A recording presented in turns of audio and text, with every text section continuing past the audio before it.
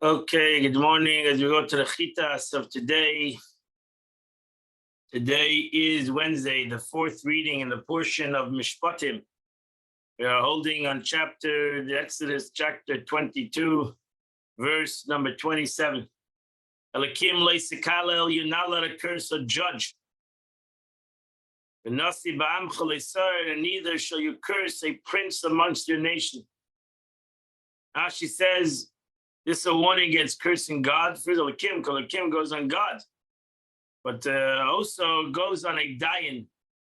Elakim, you find that the word Elakim many times in the Torah means court, the judges. Your fullness offering of your heave off and your heave offering, you should not delay. The first of your sons you have to give to me. Now she says, Meleischa, obligation is incumbent upon you when your produce becomes fully ripe. This is a reference to the first fruits, which is called halacha of bikurim. B'dim'acha, what does this mean? This is the law of truma, the first offering of the produce, which is given to the kohen. So bikurim is brought to the Beis Hamikdash. Truma is given to the kohen. She says, I did not know that the wording, I don't know the meaning of the word dim'acha, but I know that it means truma, but I don't know exactly what dim'acha, what's the root of dim'acha. Leisa'acha, you should not alter the sequence of their separation by delaying what should come first and advancing what should come later. Namely, that one may not advance truma before bikurim, or tithing before truma. That means there is a sequence of events. First thing is the first fruits that they be brought to the Beit HaMikdash. That's bikurim, the first fruits of your land. Then goes meiser. You gotta give, and then goes truma, which you gotta give to the kohen. Then goes meiser. You gotta give to the Levi. Then goes meiser ani, which you gotta give to the poor, etc. There is a seder. Firstborn of your sons, you got to give to me. What do? Who are you giving it to? So this we know it means to redeem him from the kohen with 5 stela. You have to redeem it. Belongs to the kohen, and you need to redeem it. Pidyon haben. Now, did he not give the command concerning this elsewhere? You could look at it later on in the book of Numbers. But it's written here to put together. So shall you do to your cattle and your sheep. Next verse, implying, just as the firstborn of man is redeemed after 30 days, as it says, and his redemption from a month old, you shall redeem him. That's later in book of Numbers, in Bamidbar. So too the firstborn of small cattle. One must carry it for 30 days and afterwards give it to the kohen. And that's why the pasuk is written over here, Rashi says. The Gemara. Verse 29, this you shall do to your cattle and your sheep. And 7 days he is with his mother. And the 8th day you can bring it as a carbon. Now she says, this is a warning to the kohen that if he wants to bring his sacrifice early, he may not bring it before 8 days, because it lacks the minimum time of requirement, which is 8 days.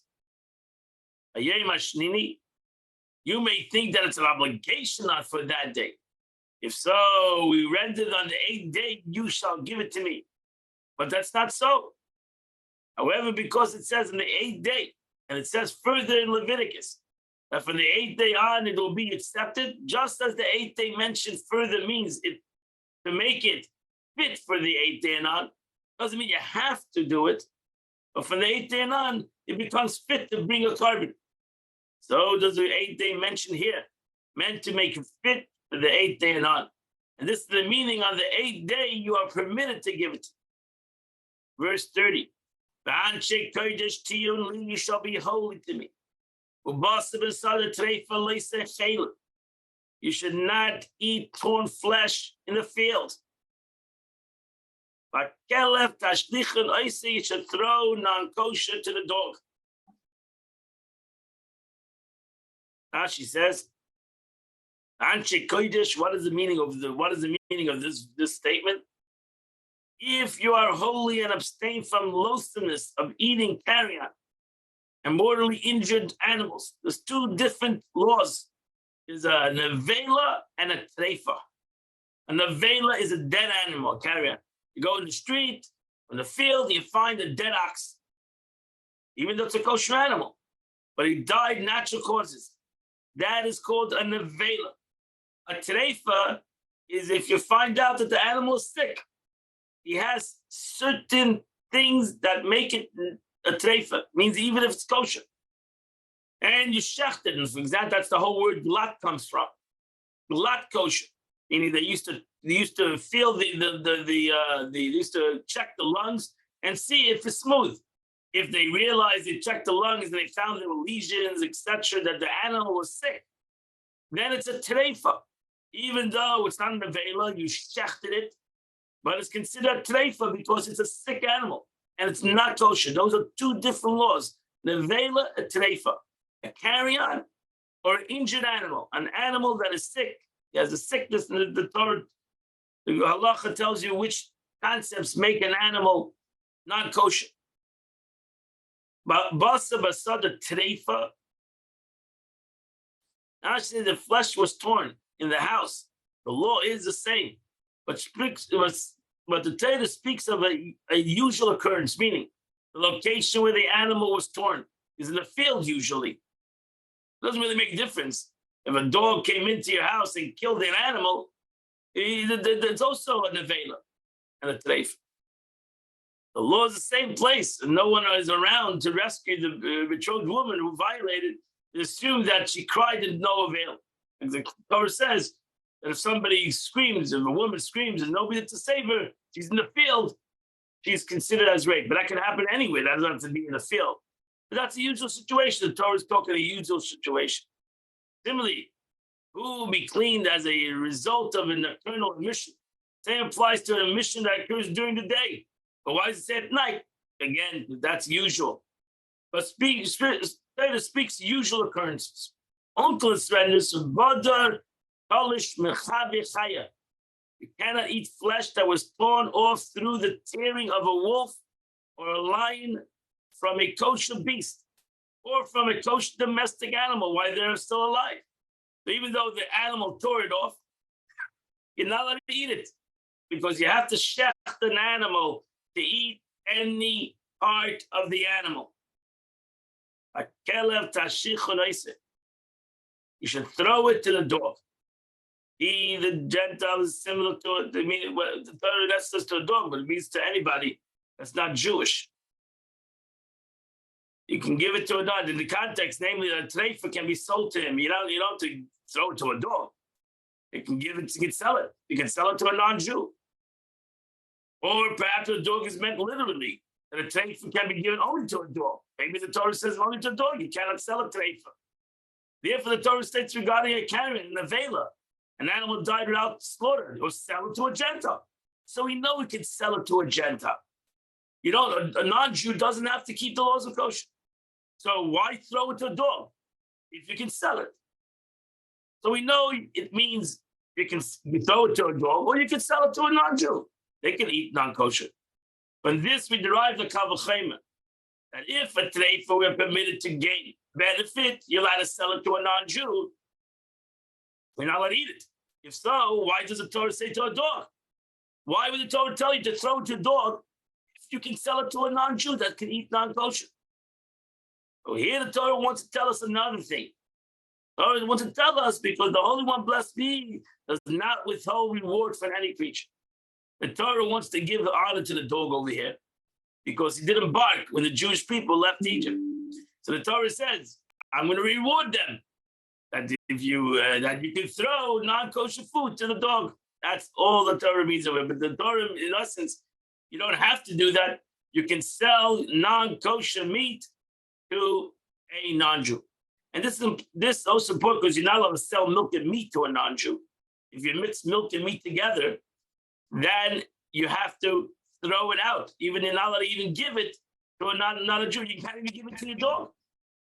A mixture of milk and meat cannot even be given to one's dog. So only non-kosher. You bought non-kosher by mistake. You can give it to a guy. You can sell it to a guy. You can give it to a dog. Whatever you want. Chapter 23, verse number 1. You shall not accept a false report. Do not place your hand with a wicked person. To be a false witness. Rashi says, you shall not accept false report. This is a prohibition on accepting slander. You're not allowed to listen to Lashon Hara. This is a prohibition against accepting slander. For a judge, it dictates that he should not hear a plea of one litigant until his opponent arrives. If you're going to be a judge in court, you're not allowed to listen to one party before the other party is there. That is accepting slander.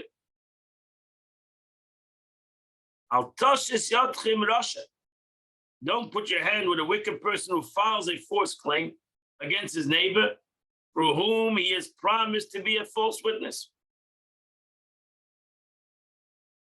Verse number 2. Do not follow a majority for evil. And you shall not respond concerning a lawsuit to follow many to pervert justice. So Rashi says there are halachic interpretations on this verse given by the sages of Israel. You're going to go to the Gemara and to the Medrash, you're going to find a lot on this verse.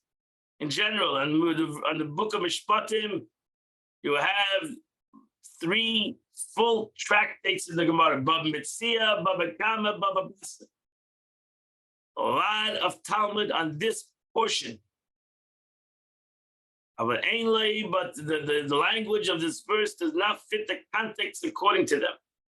From here, the sages expound that we may not decide unfavorably for the defendant by a majority created by one judge.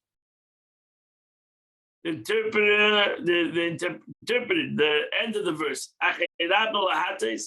after majority to decide, to mean that if those judges voting that the defendant is guilty outnumber those voting that the defendant is innocent by 2, the verdict is decided unfavorably according to their majority opinion. It has to be at least 2.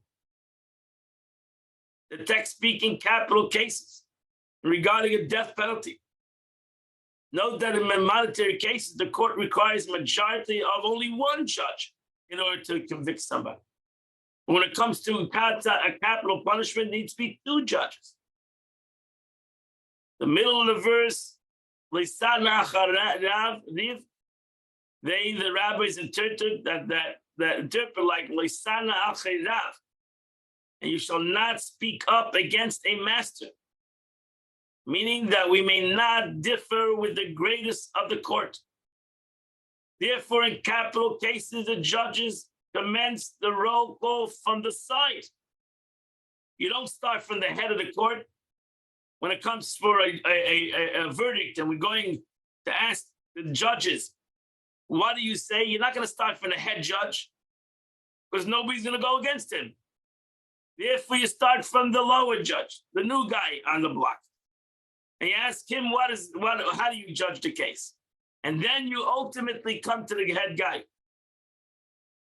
That's what they did in capital, meaning the first of the smallest, least esteem of them expresses his opinion. Because you don't want the guy who's just got on the court to feel intimidated by the head justice. And that's what it means. You shouldn't start with the Rav. You shouldn't start with the main guy. It's Gemara Sanhedrin. According to the words of our sages, this is the interpretation of the verse. You shall not follow the majority for evil to condemn a person to death because of one judge, by whom those who declare the defendant guilty outnumber those who declare him innocent by one guy. Cannot do that. Needs to be 2 judges at least. You shall not speak up against a master to deviate his words, because the word riv, the yud, meaning quarrel, is missing. They interpret it rav to mean the master, the head guy. After majority is decided to decide off that there is, however, a majority after whom you decide the verdict. When? If the judges declare the defendant guilty outnumbered by 2, those who declare him innocent has to be, again, that has to be 2 or more. And since it says you shall not follow majority evil, I deduce that you shall follow them majority for good.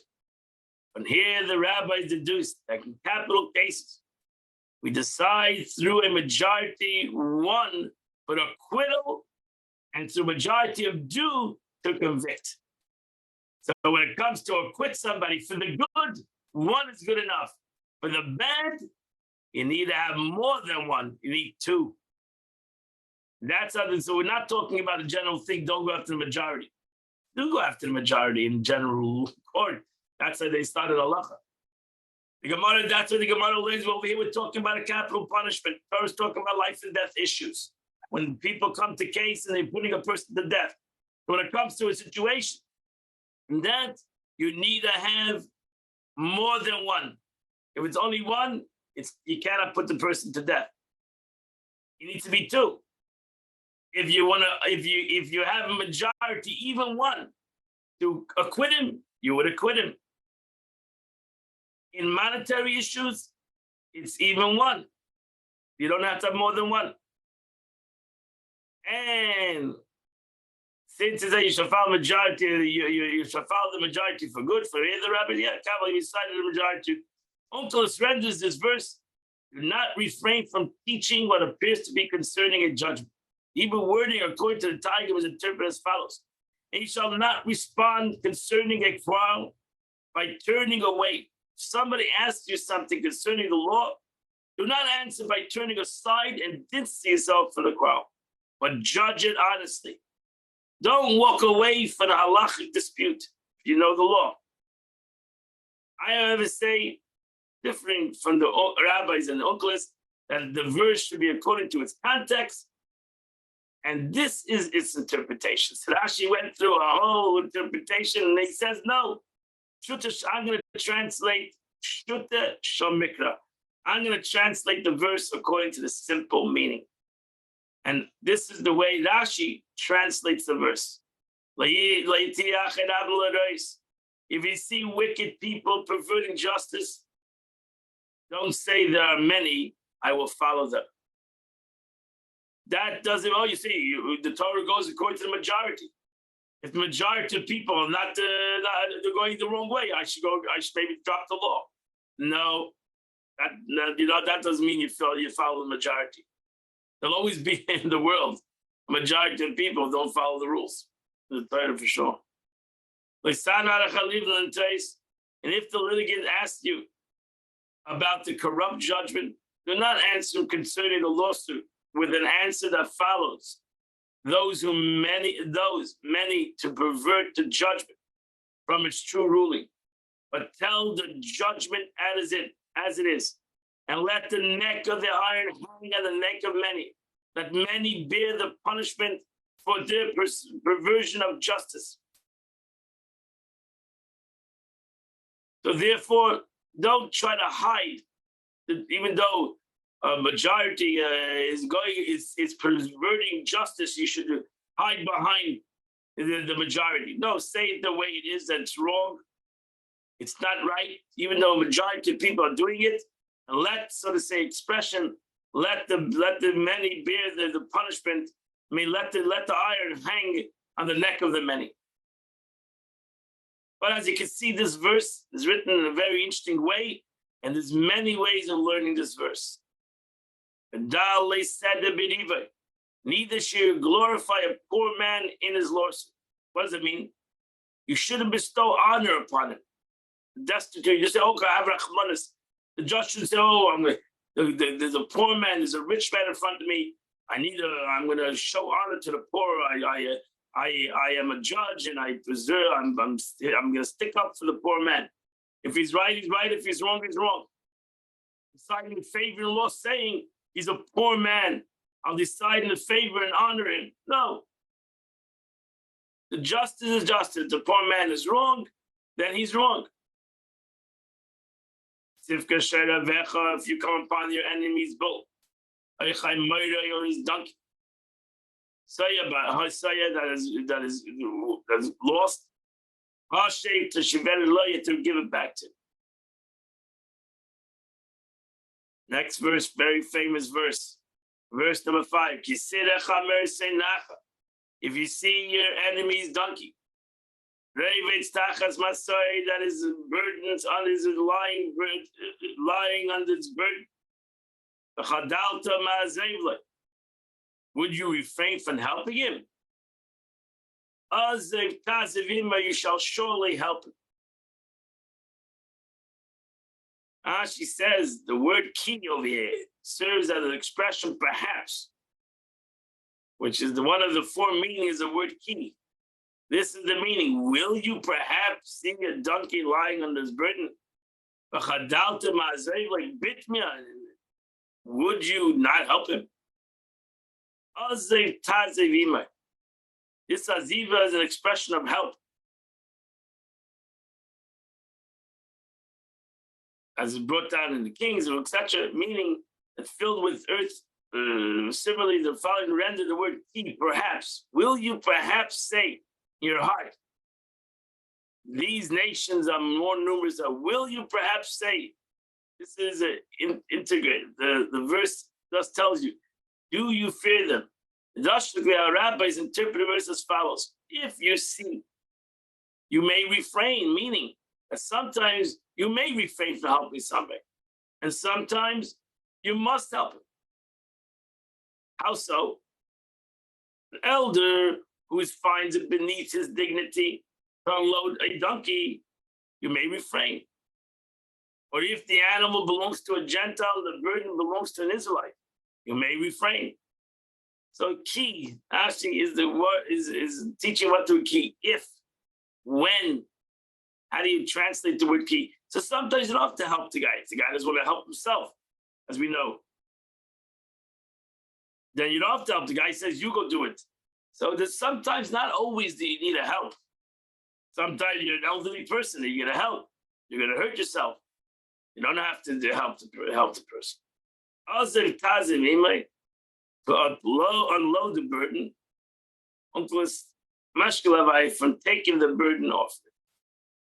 Okay, that completes the Chumash for. I'll go to the Tanya of the day. Alter Rebbe is in the middle of talking to us. Chapter 27.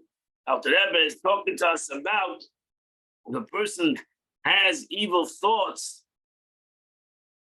immoral thoughts, evil thoughts, challenges in his life, things that come to him that want him to do bad, negativity, whether it's any kind of things that comes to his mind. The Alter Rebbe says, anytime a thing comes to, a negative thought comes to your mind, not to do something, whether it's a mitzvah, a veda,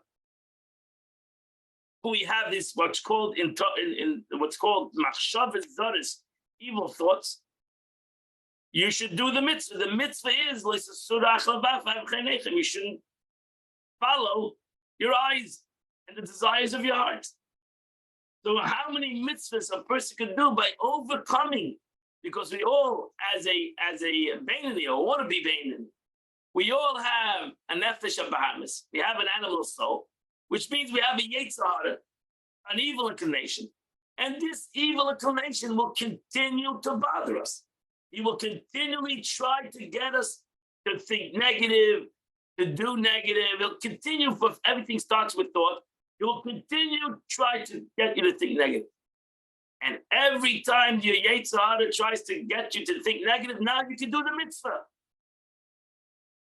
And he said, by doing the mitzvah, not only are you doing a mitzvah, by controlling your thought and overcoming that thought, the Eibishter has a great nachas, he has great pleasure.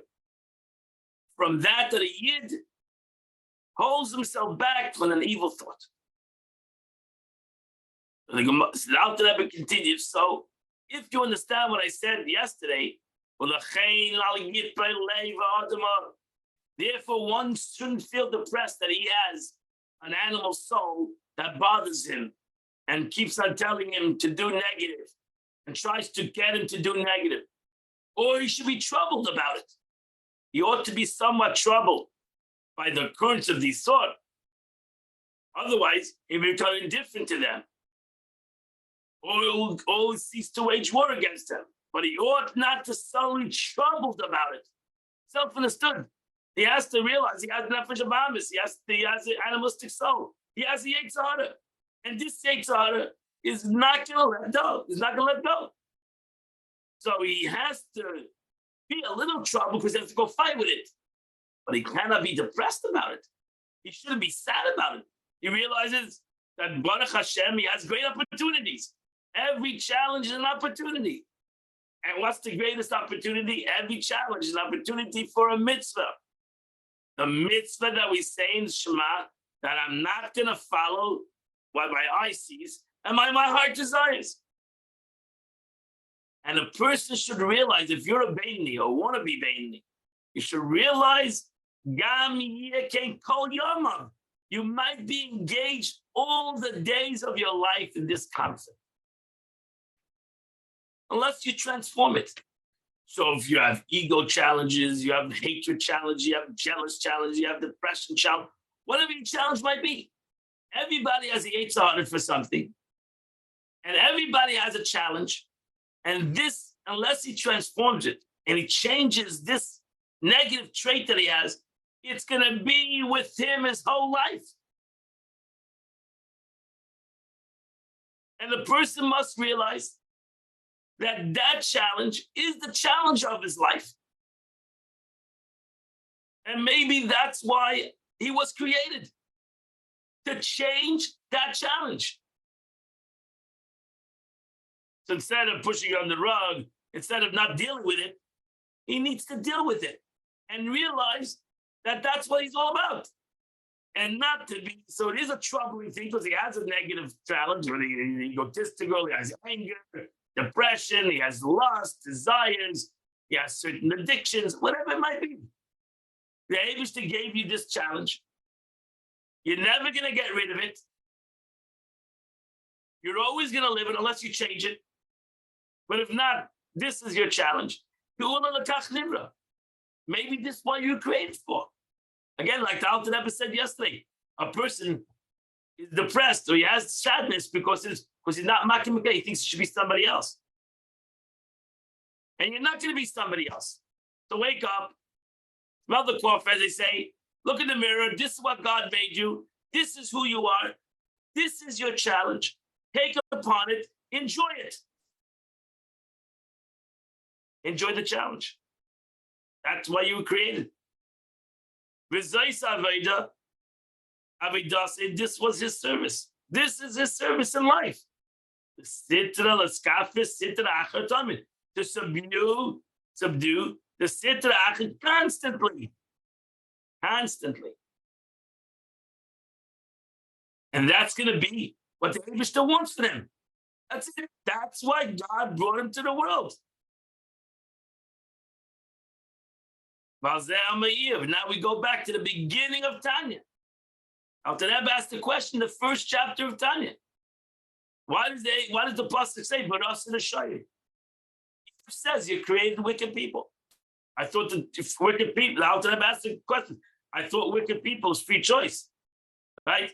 Eve says you have created wicked men, as though they were preordained that one man be wicked and another man be righteous. So the first chapter of Tanya, Alter Rebbe pointed out, this contradicts the statement of the Gemara that before a child is born, God decrees whatever he should be wise or foolish, strong or weak, and so on, but not determine whether righteous or wicked. This is left to your free choice.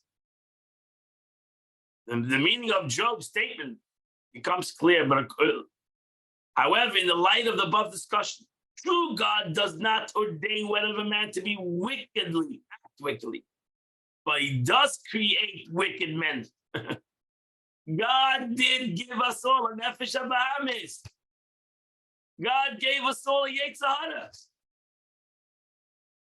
God didn't say you should act wickedly, but God put in each and every one of us the potential of wickedness. Yes, he did.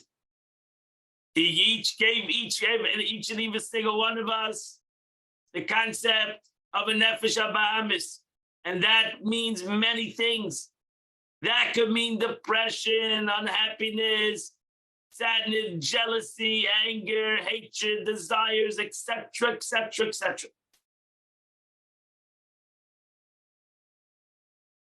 Hopefully, we all have one thing that we all struggle with. Not many things, but there are some people that struggle with many things. Who did that? God did that. He gave me a nefesh. I didn't give myself an animals. I didn't give myself the yetzer hara. So that's the meaning. Not that God created wicked people. God gave the potential of wickedness in each and every person.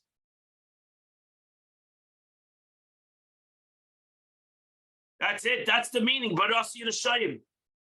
In the sense that their minds works like the minds of a Russian. That's it. The Eibishter gave the potential of every person. When God said in the Torah, don't kill, what do you mean? That means God gave every person the capability to kill. When God said don't steal, means God gave the potential of everybody to steal. And therefore, don't kill and don't steal. There's a mitzvah in the Torah. So God created them in this way. So why did God create them with this nefesh habahamis? That there's a capability of killing, there's a capability of stealing, there's a capability of immorality, there's a capability of jealousy.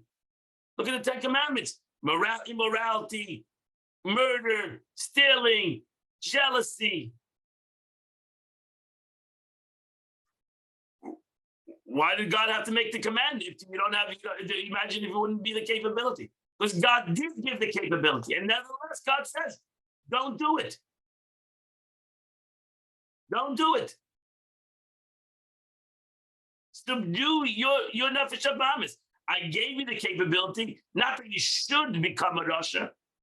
I gave you the potential of wickedness, not that you should be wicked. I gave you the potential. You should overcome it. That's where you have free choices. If you're going to overcome it or not. God created a way so they will engage in a battle with these thoughts and thereby subjugate the Sitra Achra, as the Alter Rebbe now goes on to say. But the truth is, if you realize that if we would start the battle in thought, it would never come to speech and action. A lot of times you wait till it comes to action. Now it's much harder to wage a battle when it's a reality. So therefore, always wage the battle in thought. Wage the battle in your mind. Never bring it to action. And that's the Beinoni. Never brings it to action. Sure, never to action. He might have the thought for a moment of the desire. He wages the battle in his mind. He wins the battle and it's over.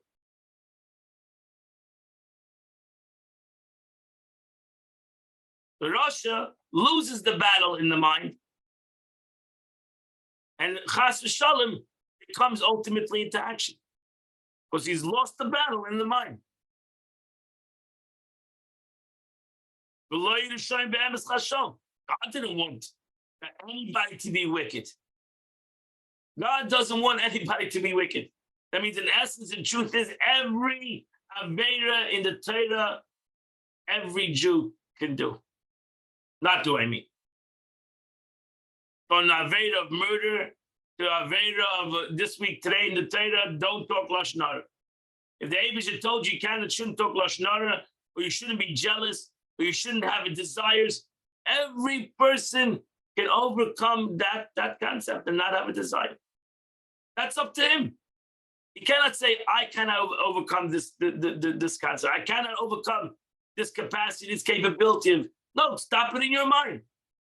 Like stop it in your mind. Don't let it to progress in your mind. That you 100%, each and every one of us can do. But that you shouldn't have a desire, maybe you'll never be able to do that. Because we have a nefesh habahamis. We have an animalistic soul. We have a Yetzer Hara.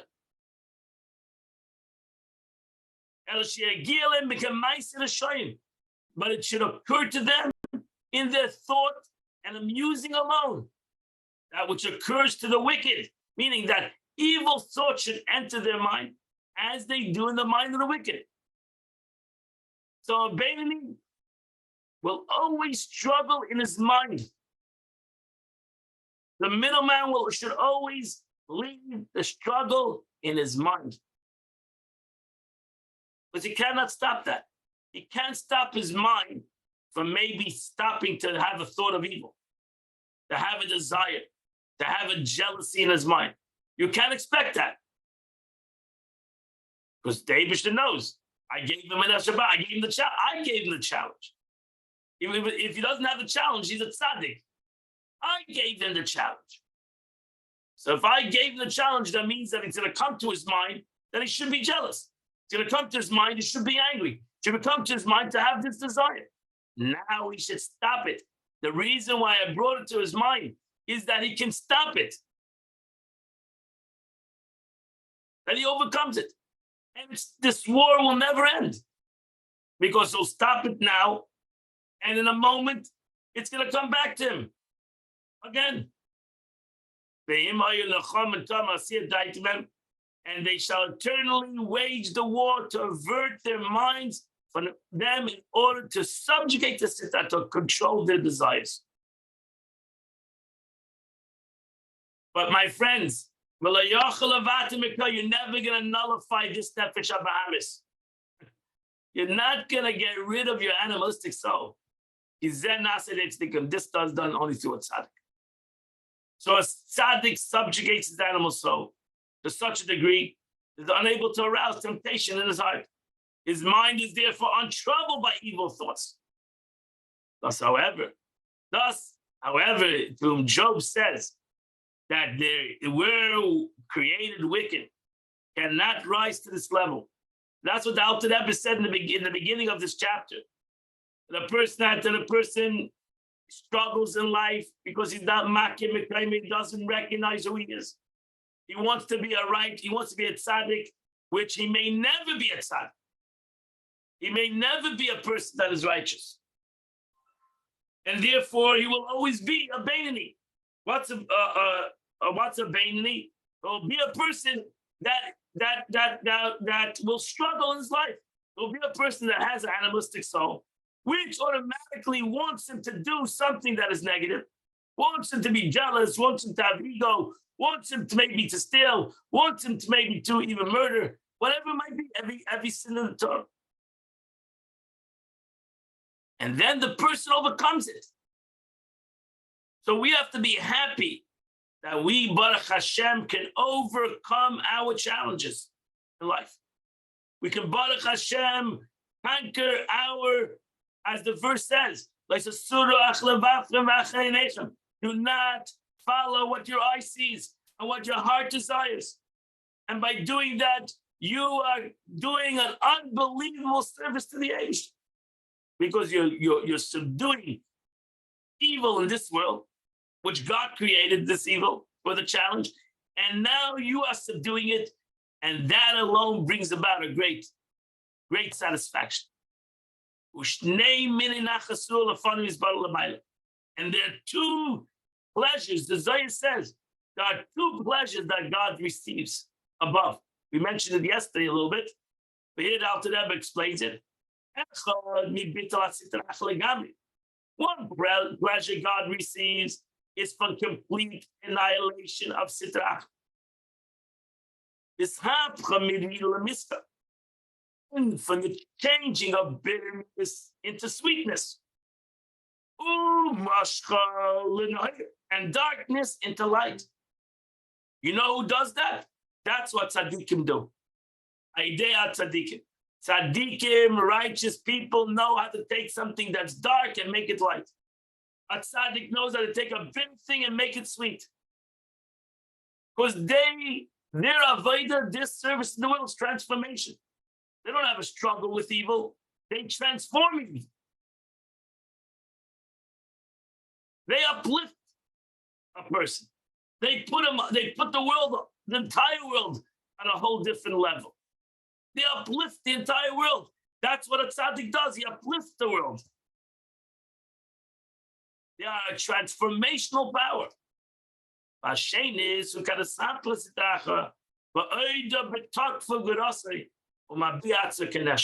second one is a sitrach is subdued, not transformed. It's subdued while it's still in its strongest and most powerful, soaring like an eagle. That is the avodah of a Beinoni. That's the avodah of all Jews. Maybe they'll never transform their evil, they'll subdue their evil. While their evil is still strong within them, they subdue it. And as the pasuk, the Zohar says yesterday, the Eibishter says, that's the real nachas ruach that I have. That you while your Yetzer Hara is still strong, while your evil inclination is still there, you subdue it.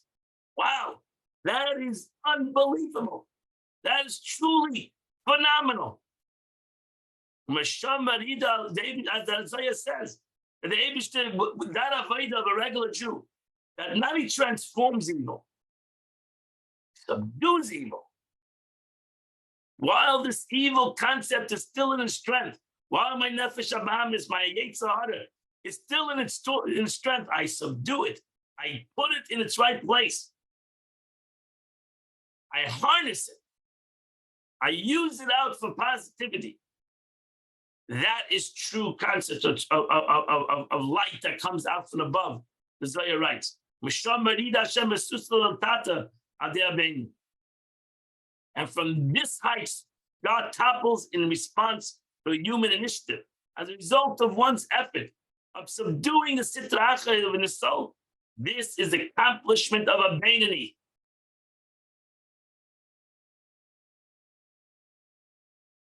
So each of the aforementioned categories, which are created the righteous, and you're created wicked. That's why Eve said, you're created righteous and you've created wicked.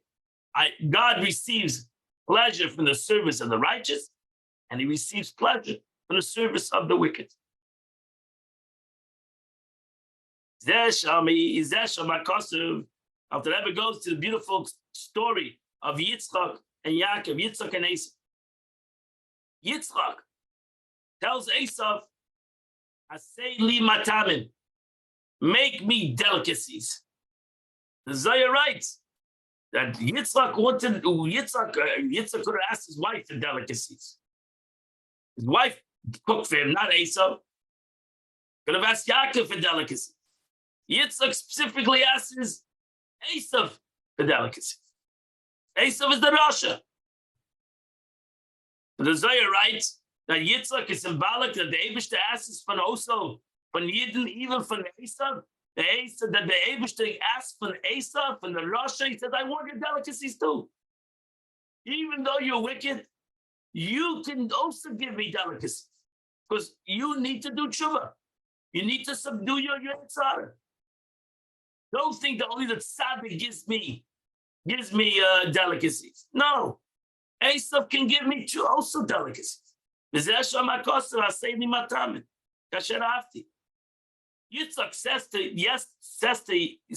Esau, he doesn't say, "Give me a delicacy." He says plural. Give me delicacies that I love. Matam and lashon rabim. Over there, he says delicacies in the plural. Why? Because Yitzchak, the Zohar says, Yitzchak is what God says to every Jew. God says to every Jew, "Make me delicacies." Meaning, I love the delicacies of the righteous, and I love the delicacies of the wicked. I love the avodah of the righteous that changed the world, and I love the avodah of even a wicked person who once in a while or a baby who tries to fight it constantly, who subdues himself once, controls himself. So self-control. So this is the words of the charge by the Shekhinah to his children, the community of Israel, as explained in Isaiah. With these words, God's asked the Jewish people to please him in divine service. So that the Eibishter turns to Yidden and say, Asay Mamatamin. He turns to the Rasha. The Eibishter turns to the wicked, to the Esau. If you think you're Esau. And he says, listen, you're not a tzaddik. You're trying to be a Beinani. He turns to us and he says, listen, make me matamin. Make me delicacies. Right? So we might be spicy delicacies. Rasha might be something that is not so, that's the difference in Yaakov, was bland delicacies. But that's a simple the delicacy. But you have the Esau knows how to do spicy delicacies. Delicacies that have salt and pepper. So the Eibishter says, I love those delicacies too.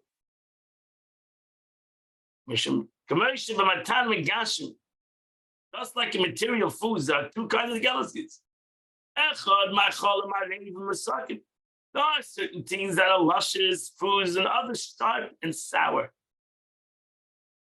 That's the difference. So the delicacy of a tzaddik is sweet, it's pleasant, it's beautiful. The delicacy of the Rasha is sour, it's spicy foods.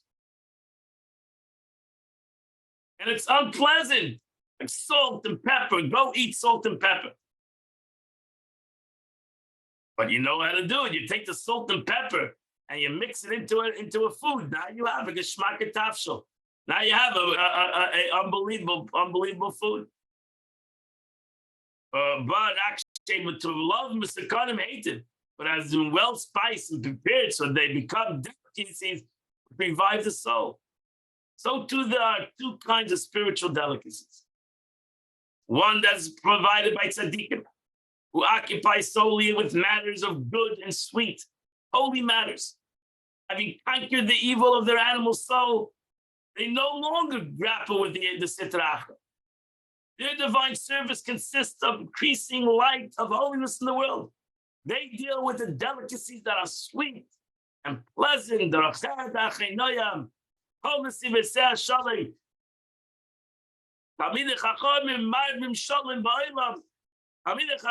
Great sages, tzaddikim, bring peace in the world. They make the world a happier, lighter, beautiful world. And then there's those who occupy themselves with bitter matters. Those that are dealing with pepper and salt and dealing with sharp things in the world. And that's us. That's a person that is trying to be a Beinani. He's dealing with sharp stuff. He's battling against the Sitra Achra in his soul and his evil thoughts that it spawns. And we take it and we make it into a delicacy. We take it, we subdue it. What do we do with the salt and the pepper? We don't. We want to have a delicious food. We put it together with other foods. We mix it together with other foods. That subdues the salt. That subdues the pepper. That subdues it brings it, you diminish its power. But ultimately, by diminishing its power, it brings out the greatness of the food. What does food taste like without salt, without some pepper, without different peppers in it? It would have a bland. It'll be bland. We like spicy food. This indicating the verse, the Lord has made everything for his sake. And even the wicked for the day of evil. How can you say that the Rasha was created for God's sake? How do we say that? What is the meaning of this verse? God created the wicked for the day of his evil. Peter Sheyoshev Rasha. The Eibishter says, yes, I created the wicked. I gave the wicked the potential of wickedness. That he's a Rasha, I gave him that potential. I didn't want him to do wickedness, but I gave him the potential of doing wicked. I'm waiting for the day that Russia, that person that I gave the potential to do wicked. This means, however, that he would repent from his evil and turn his evil into day and light above. When will this wicked person take the evil that he has, any evil tendency that he has, and turn it into light? In the day that he controls it. Not the day that he gets rid of it. He's not going to get rid of it. It's a day that he takes his hot stuff that he has, the pepper, the salt, the sharpness that he has within him, and he subdues it. He subdues it. He controls it. He puts it together with other foods. He makes it delicious. He makes it edible. Like on salt, let's say. You don't make a bracha on salt. You're not allowed. You don't make a bracha on salt. You eat salt. You don't make a bracha. Right? There's no bracha. Why? Because you can't. Because it's a sharp thing. It's a dangerous thing to eat stuff salt. But what food doesn't have salt does not give taste to? So we take the salt, the sharpness of the salt, and we make it delicious. We put it together with something. That's what the Beinoni does. He takes the sharpness of his life that the Eibishter gave him, just like the Eibishter made salt to be sharp. That's what God did. God made the Russia, the potential. He gave him salt. He gave him pepper. He gave him an nefesh habahamis. He gave him an animalistic soul. God did that to him and gave him the salt. He gave him this pepper. And he said, you know what? What do you do with the salt? Eat the salt. Are you serious? I gave you the salt to eat. I gave you the salt. I gave you a nefesh habahamis. I gave you your yetzer hara to control it, to use it out and make me matamin, make me a delicious food. Make me a delicious reality. Use your animalistic soul and subdue it for the sake of goodness. And you're going to make through that, you're making me a matamin. You're making me an unbelievable, delicious reality. And that's the beauty out of Ephesus. That's the beauty of the service of a Beinoni.